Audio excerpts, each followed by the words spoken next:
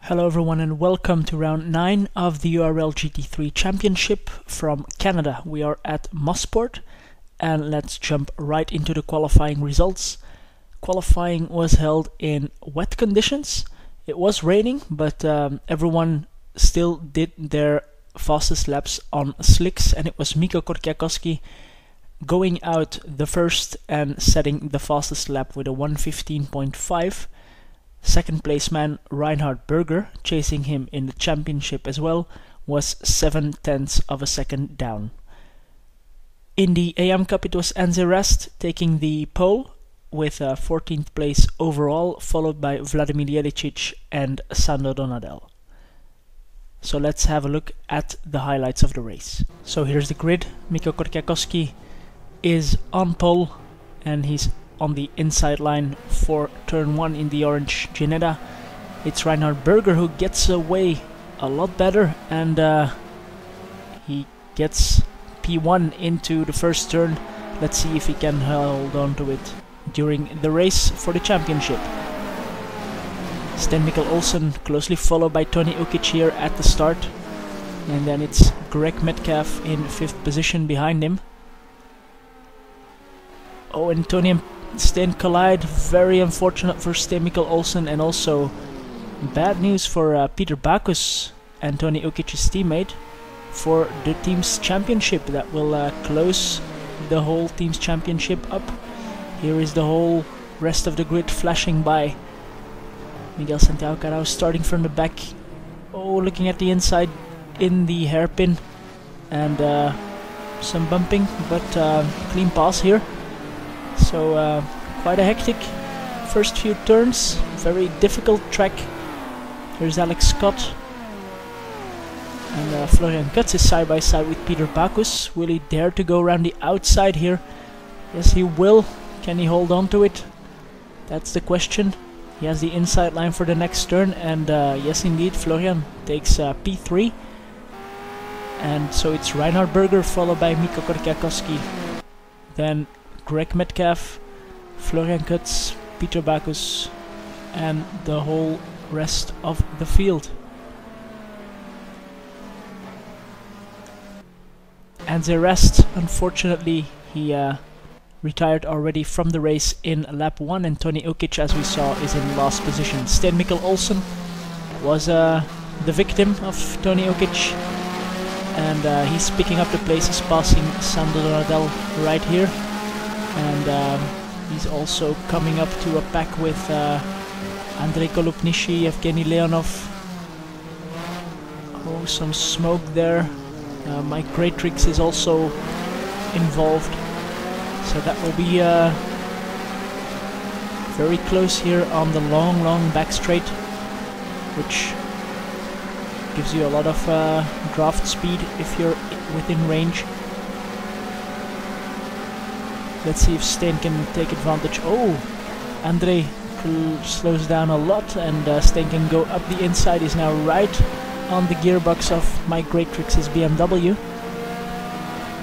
And for the moment he will stay there in P13. Mikko Korkiakowski lost the lead into turn 1 off the starting line, but he seems to be a bit faster than Reinhard around this track. He's really putting pressure on him here. This is lap 3, and Mikko will make a move here, but he will have to go around the outside just like Florian Kutz, and he gets it done. Very fair from Reinhard not to battle too hard. He probably saw Mikko was a lot faster, and he will have to pass him with strategy. Greg Metcalf, big slide into turn 2, and he hits the wall, but he's fortunate enough to not wreck his car, but that puts him down here behind Michal Klisch and Miguel Santiago Carao. Vladimir Jelicic here is followed by Evgeny Leonov and Sten Mikkel Olsen. Vlad is letting Evgeny through. I have the feeling he's a first place man, and in the AM Cup, so he just wants to keep his position and don't cause any incidents. He goes wide for Steen, it seems. That's very very brave, because you can easily get caught up there. And behind there's also a big train of cars with Tony Ukic, Sando Donadel, Andrei Kolotnishi and Mike Greatrix. And Tony Ukic, of course, I think he qualified third, if I'm correct. Alex Scott we saw there, he was off the track. The attrition rate as this track is well, historically very high, so let's see how many drivers can make it until the end. Tony Ukic here, normally fastest of this four-way battle, so let's see if he can pick up those places and challenge for, well, a good top 10 finish would be nice already. Oh, that was close. Bit of a tap from Sando on Andrei. Unfortunately, Andrei Kolotnici goes off. And will Tony go around the outside here? Falling down and then hard braking for the hairpin. Yes, he does, and Sando overshoots his braking point and also goes wide. So that puts Tony right behind Mike Greatrix. Here's Sten Mikkel Olsen. He's following Evgeny Leonov for quite some laps now. Will he make a move here? He goes for the inside, just as on the first lap between Vladimir Jelicic and Miguel Santiago Carao. They're side by side, but it seems that Evgeny has the straight line advantage in his Aston Martin. Yes, indeed, so he gets out in front. Now, one lap later, we had this scenario, so Sten still behind, going over the grass. Miguel and Tony Ukic, Michal Klisch closing down. Oh, and both going wide, Sten and Evgeny. This puts that whole pack right behind them. Evgeny can get away, but Sten has to defend from two drivers. Miguel can get some overlap. Michal has to hit the brakes or let go of the throttle. So that puts Miguel in front of Sten, but Michal will also want to go through. Everyone keeps it clean and on the track, so that's a good point at this point in the race. Miguel then started also harassing Evgeny.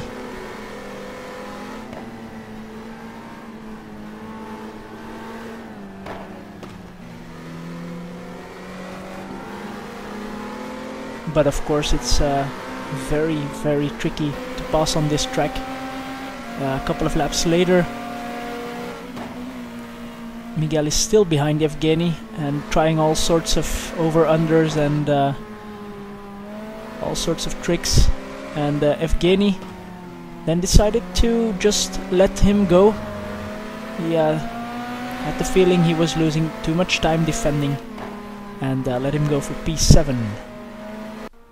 Then came the pit stops. Here is Robert Horvat. He made his pit stop from P3. Actually from P4 behind Florian Kutz. Here is Michal Klisch also coming out of the pits, and Florian Kutz, unfortunately, he had a problem in the pit stops. Reinhard Berger, he double stinted his tires as he done so many times, but Mikko had the gap in the first stint to just wait and see what Reinhard would do. Mikko did change tires and he is a lot quicker now. He didn't come out very far behind, and let's see if he can now get back that position. It will only be a matter of time, I think, because the race is still very, very long, and Reinhard is a lot slower with his worn tires. And again here around the outside, that seems to be the favorite passing opportunity for all the guys here.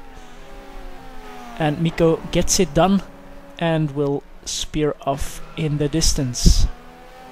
So it's a first position for Mikko Korkiakowski, then it's Reinhard Berger after the pit stops in P2, then it's Robert Horvat due to Florian Kutz having a bad pit stop, then it's Greg Metcalf, and that's a big battle, followed by Tony Ukic and Peter Backus. These four drivers are very, very close. Sten Mikkel Olsen is in 7th. Quite lonely. Then it's Florian Kutz in P8. Michal Klisch in P9. And unfortunately, a lot of retirements, as we saw. Evgeny Leonov, Miguel Santiago Carao, Vladimir Jelisic, Sandro Donadel, Alex Scott, Mike Greatrix, Andrei Golubnishi as well, and Anze Rast, who retired on lap 1. So unfortunately the field is very, very small at the moment. 9 drivers only, and no AM drivers, unfortunately. So a lot of points were up for grabs, but no one taking the advantage. The battle for 3rd was what made the second stint very, very interesting. It's Greg Metcalfe following Robert Horvat with Tony Ukic and Peter Backus behind. In here they go side by side. Oh, a little touch between Greg and Robert. And Tony and Peter also went side by side, but positions stay the same for the moment. Coming up in the final laps of this race. Very close here over the finish line. And a couple of laps later, it was here going over the hill, then dropping down again here into the braking zone for the hairpin. Robert Horvat in 3rd, but unfortunately he made a small mistake touching the gravel here, ending up on the outside on the grass and losing 3 positions after 45 minutes of racing. 3 positions by one simple small mistake. That put Robert Horvat in the P6. So end of the race, Mikko Korkiakowski, as I said, started on pole, lost his position, but got it back due to good pace and a good strategy. So a very well-deserved win here for Mikko Korkiakowski in Mosport, and that puts him in the pole position as well for the championship win. Reinhard Berger will finish in 2nd. He tried to get in front of Mikko and hold him up with worn tires, but that didn't work. Then it's Greg Metcalfe. He will come out on top of this 4-way battle that we saw. He's followed by Tony Ukic and Peter Backus. So in the end they will still get some good team points. And the team's championship is theirs to lose. Robert Horvat in the McLaren will finish in P6. Then it's Sten Mikkel Olsen. That didn't change in P7. Florian Kutz finished 1 lap down in 8th, and Michal Klisch as well. And then we had all the retirements I already went through. So let's have a look at the results. Not a lot of finishers, as I said, 9, with 2 drivers finishing 1 lap down, and Mikko Korkiakowski taking the win with a very nice fastest lap, but we also see Florian Kutz there very close with his fastest lap of the race.